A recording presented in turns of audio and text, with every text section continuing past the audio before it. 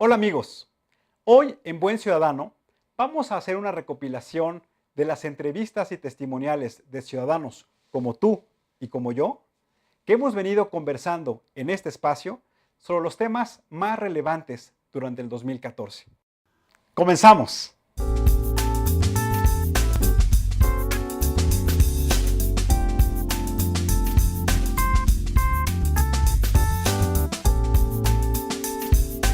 El día de hoy vamos a hablar de la desigualdad, de este tema que a todo mundo nos afecta, pero que también a todos nos corresponde buscar soluciones para poder enfrentarlo. La principal clamor es que haya nuevas oportunidades para que las familias no solamente tengan los elementos mínimos en los cuales se puede desarrollar, sino sobre todo que se retome la senda en donde los jóvenes al participar en los sistemas de educación pública tenían la oportunidad de dar mejores satisfactores a sus familias.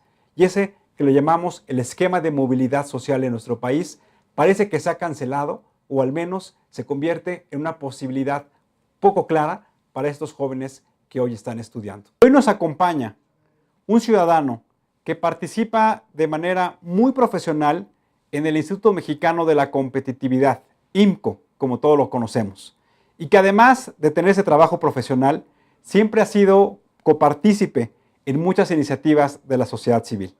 Es Manuel Molano, que actualmente funge como director adjunto de esta institución. Manuel, muchas gracias por acompañarnos. Hola Tulio, buenas noches. Manuel, para empezar, me gustaría preguntarte, ¿qué es para ti ser un buen ciudadano?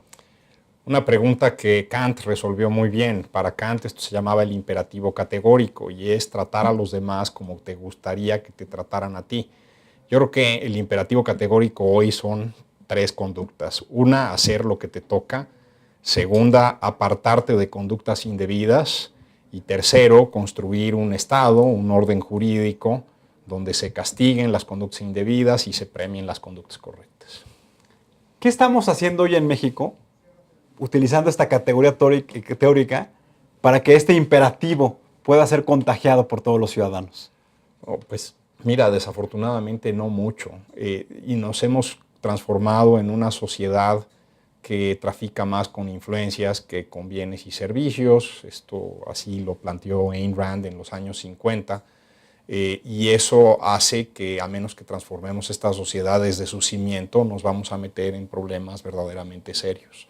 La desigualdad es una expresión de esta complicación de nuestra vida, cuando los que deciden las reglas se llevan una tajada del pastel más grande que los que producen los bienes y los servicios, que los que trabajan todos los días. Bueno, pues tenemos un problema grave, ¿no? ¿Qué es para ti la desigualdad en términos llanos, en términos concretos?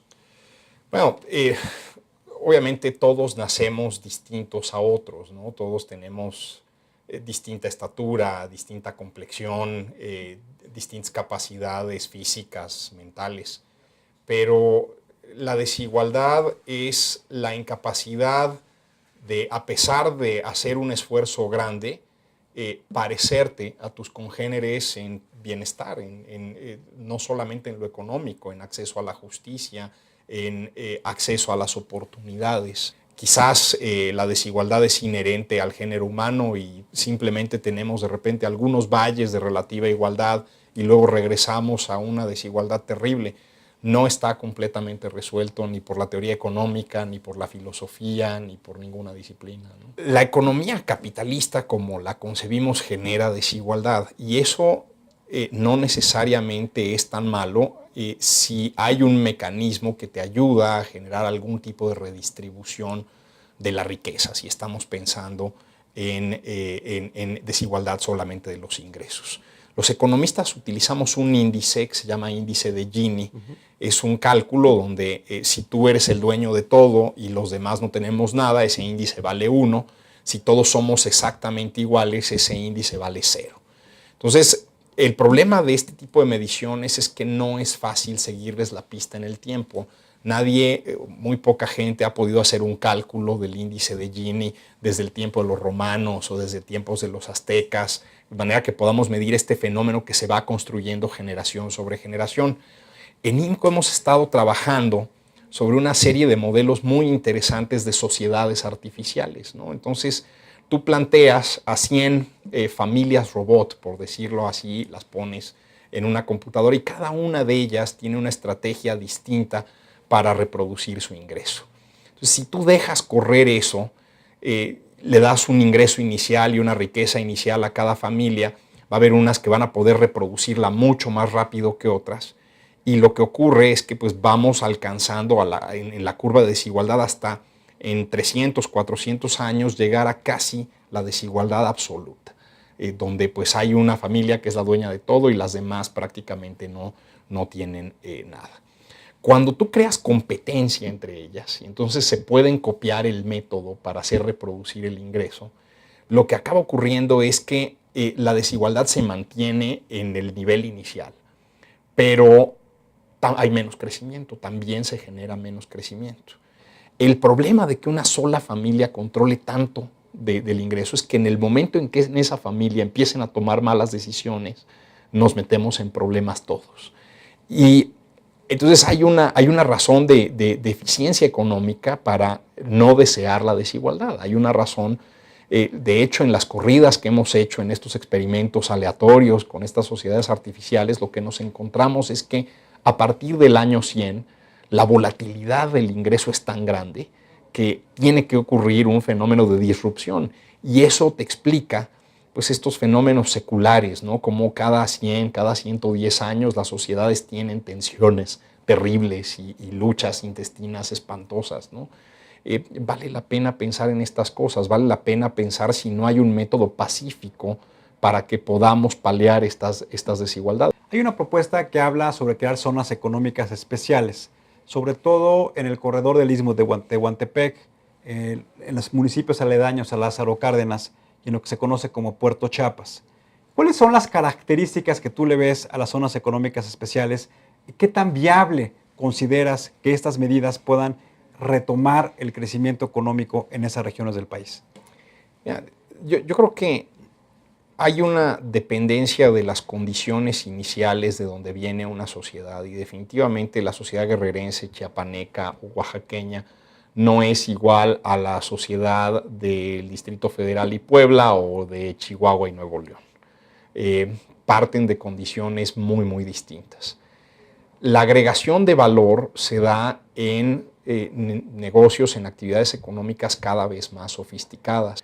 Entonces, ¿qué tiene que ocurrir? Bueno, pues esa gente tiene que moverse a actividades industriales, a actividades de servicios, pero tienen que ser compatibles con lo que venían haciendo. Eso implica que el paquete fiscal en lugares como Guerrero, como Oaxaca, como Chiapas, tiene que admitir pues esta gran asimetría, tiene que permitir que se establezcan ahí industrias intermedias que ya no agregan valor en la Ciudad de México o en la Ciudad de Monterrey, pero que probablemente sí sean muy útiles para ese lugar en el estadio de desarrollo en el que se encuentra ahorita.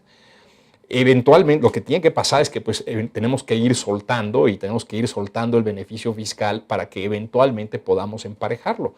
Pero pues, no somos Suecia, ¿no? Y no somos Suecia no solamente porque tenemos mucha más población y somos muy desiguales, sino porque buena parte de nuestra desigualdad tiene que ver con estas grandes desigualdades regionales. Es decir, que el impacto de las zonas económicas especiales no es de muy corto plazo, No. sino es un proceso de evolución y transformación de la vocación productiva que tienen las sociedades, aprovechando la experticia que van teniendo en cada región y aprovechando también las características y las condiciones, en este caso geográficas, de las tres regiones que acabas de mencionar. Y es interesante que hables de las vocaciones productivas porque no hay tal cosa. La gente tiene vocaciones. Las regiones, las ciudades encuentran su vocación en el camino, ¿no? No se las puede inducir un gobernante benévolo que dice este lugar sería ideal para la actividad cafetalera, ¿no? Esto me llamó mucho la atención en el decálogo del presidente, este programa para el repoblamiento de los cafetales. Caray, pues la verdad es que la evidencia empírica en México y en el mundo muestra que la urbanización es lo que empieza a generar crecimiento económico. Y con esto no estoy diciendo que toda la gente que está en el campo tenga que venir a vivir a las orillas de Guadalajara, Monterrey y la Ciudad de México, pero sí que tenemos que pensar en ciudades intermedias, pequeñas ciudades rurales, donde puedan acceder a los servicios básicos, donde haya una escuela, un policía, un juez, un hospital, un centro de salud, un registro civil. Estas desigualdades se pueden agudizar si el gobierno no hace su chamba de entregar bienes y servicios públicos a la población en general, especialmente a aquellos que más lo necesitan. Si yo tomo impuestos de un sector de la sociedad o de la mayoría de la sociedad y me quedo con esos recursos, estoy agudizando el problema de desigualdad y tenemos que reflexionar seriamente sobre eso en este país. Pues Manuel, muchas gracias por acompañarnos. Concluir diciendo que la desigualdad, desde nuestro punto de vista, es el principal problema que enfrenta nuestro país.